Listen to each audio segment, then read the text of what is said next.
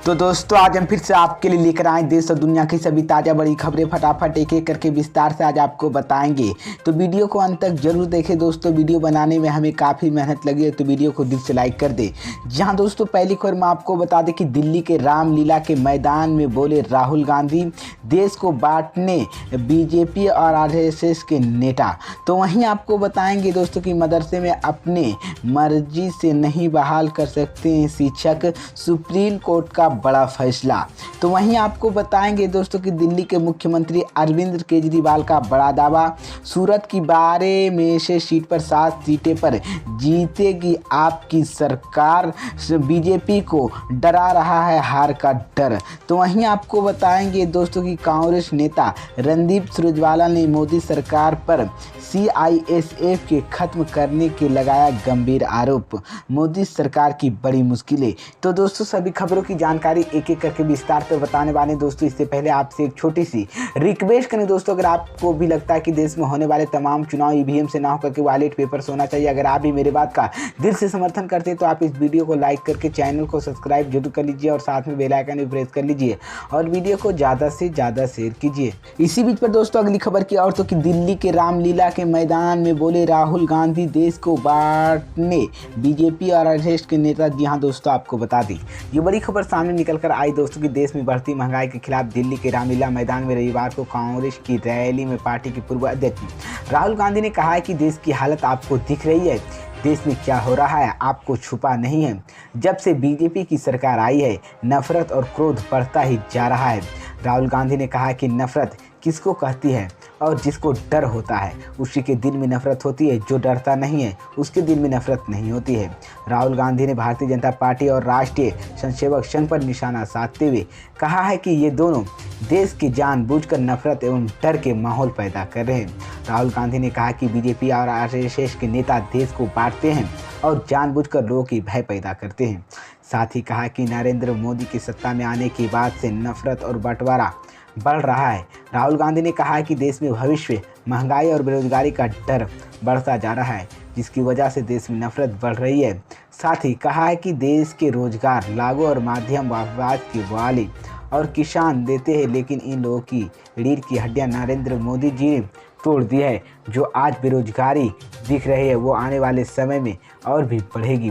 रामलीला मैदान की रैली में राहुल गांधी ने कहा कि आज हमारा देश की जिन मुश्किलों से गुजर रहा है इसका पूरा श्रेय भाजपा की गैर जिम्मेदार सरकार को जाता है, लेकिन हम अपनी जिम्मेदारियों से पीछे नहीं हटेंगे, आम जनता का साथ निभाएंगे, उनकी आवाज़ बुलंद करेंगे। राहुल गांधी ने कहा है कि आपको आज से बेरोजगारी दिख रही है वो आने वाले समय में और बढ़ेगी।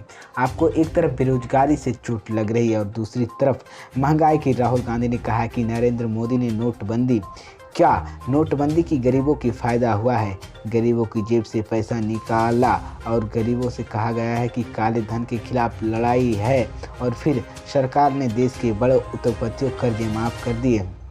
राहुल गांधी ने कहा कि ये किसानों का कर्ज माफ़ नहीं करेंगे। किसानों के खिलाफ 3 काले कृषि कानून लाए गए थे, जिसमें 3 काले कानून के खिलाफ किसानों ने हित, फिर किसान सड़कों पर क्यों खड़ा है? 3 काले कानून किसानों के लिए नहीं थे, ये बात किसान समझ चुके थे, इसलिए हिंदुस्तान के किसान सड़कों पर आ गए और नरेंद्र मोदी ने किसानों की क्षति दिखा दी। और राहुल गांधी ने कहा कि बीजेपी ने जीएसटी को बदल 5 अलग अलग टैक्स क्षेत्र बांधी। तो ये बड़ी अपडेट आई दोस्तों कि राहुल गांधी ने रामलीला मैदान में ये बड़ा बयान दिया है और बीजेपी आरएसएस पर देश में बांटने का आरोप लगाया है। तो ये बड़ी इसी बीच पर दोस्तों अगली खबर की और कि मदरसे में अपने से नहीं बहाल कर सकती है शिक्षक, सुप्रीम कोर्ट का आया बड़ा फैसला। जी हाँ दोस्तों आपको बता दें ये बड़ी खबर सामने निकल कर आई दोस्तों कि सुप्रीम कोर्ट ने कहा है कि शायदता प्राप्त अल्पसंख्यक शिक्षक स्थान, स्कूल, कॉलेज अपनी मर्जी से शिक्षकों नियुक्ति नहीं कर सकते हैं। सरकार उन्हें योग्य और उपयुक्त शिक्षक देती है तो उन्हें उनकी नियुक्ति करनी होगी। यह फैसला सुनते हुए सुप्रीम कोर्ट ने पश्चिम बंगाल मदरसे सेवा आयोग कानून 2008 के वैधिक घोषित कर दिया है। कोलकाता हाईकोर्ट ने इस कानून की धारा 8, 10, 11, 12 को संवैधानिक ठहराते हुए निरस्त कर दिया था और कहा है कि ये प्रावधान संविधान अनुच्छेद 30 1 के उल्लंघन है, जिसमें अल्पसंख्यकों के अपने शिक्षण स्थानों की स्थापना और उनके प्रशासन के अधिकार है। इस आदेश के पश्चिम बंगाल सरकार और कुछ उम्मीदवार ने सुप्रीम कोर्ट में चुनौती दी थी, जिन्हें सेवा आयोग ने मदरसे के लिए नियमित किया। इसके बाद नाजना कई हाई मदरसा आदि ने फिर सुप्रीम कोर्ट की रिट याचिका दायर, जिसमें जस्टिस चंद्र धुलिया खारिज कर दिए। इसके पूर्व कोर्ट ने जनवरी 2020 में हाईकोर्ट के फैसले की निषेध कर दिया था और पश्चिम बंगाल मदरसा सेवा आयोग अधिनियम 2008 के सही ठहराया था। इस कानून के जरिए सरकार सहायता प्राप्त मदरसे योग शिक्षकों की नियुक्ति कर रही थी और मदरसों को कहना था कि मदरसा सेवा आयोग बनाकर सरकार उनके अनुच्छेद 30(1) में मिले संवैधानिक अधिकारों का उल्लंघन किया है। इसी बीच ये बड़ी अपडेट। इसी बीच पर दोस्तों अगली खबर की और तो कि दिल्ली के मुख्यमंत्री अरविंद केजरीवाल का बड़ा दावा, सूरत में से 12 में से 7 सीटों पर जीतेगी आपकी सरकार। बीजेपी को सता रहा है हार्ट का डर। जी हाँ दोस्तों, आपको बता दें ये बड़ी खबर सामने निकल कर आई दोस्तों कि दिल्ली के मुख्यमंत्री अरविंद केजरीवाल ने शनिवार को गुजरात को राजाकोट पहुंचे थे, जिसमें उन्होंने प्रेस कॉन्फ्रेंस की और कहा है कि गुजरात में हमें बहुत प्यार और सम्मान मिल रहा है। इसके लिए मैं गुजरात के लोगों को आभार व्यक्त करना चाहता हूं और आपको विश्वास दिलाता हूं कि मौका मिलेगा तो हम आपकी उम्मीद पर खर उतरेंगे। और मैं आपको बता दें, सीएम अरविंद केजरीवाल ने इसी दौरान आपके पदाधिकारी मनोज सिसोदिया के बारे में बात करते हुए बीजेपी पर निशाना साधा और कहा है कि अब वो पूजा कर रहे थे तो ये लोग आए और भगवान की मूर्ति के सामने उनका सर फोड़ दिया।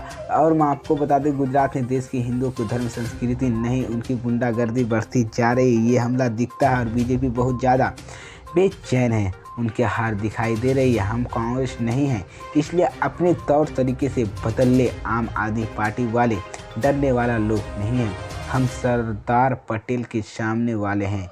लेकिन मैं आपको बता दूं, उन्होंने आगे कहा है कि मैं जनता को कहना चाहता हूं कि हमें संयम रखने की ज़रूरत है, क्योंकि ये और हमले कराएंगे। जनता में अगर कोई कहेगा कि हम आपको वोट देंगे तो जनता पर हमला करेगा।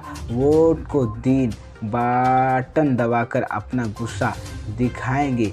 किसी ने लिख दिया कि सीएम जाने वाले उन पर केस किए जाते हैं और जेल में डाल दिए जाते हैं। इस तरह से गुंडागर्दी सरकार चलाना चाहते हैं। मैं आपको बता दें कि आज शाम कि मैं सूरत के जाऊंगा और वहां गणपति बप्पा का पूजा करूंगी।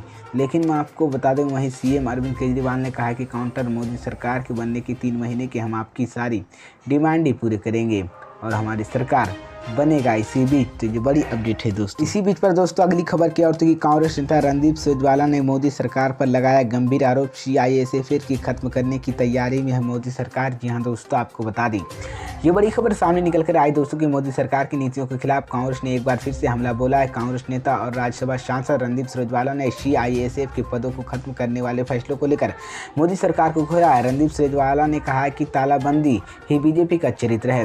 दरअसल एक रिपोर्ट की माने में अब सरकार ने एयरपोर्ट पर अहम सुरक्षा बदलाव किए हैं। प्रक्रिया के तहत केंद्रीय औद्योगिक सुरक्षा बल यानी आईपीएस 3049 पद खत्म किए। अब एयरपोर्ट की सुरक्षा की जिम्मेदारी उपकरणों की केस बोली जा रही है।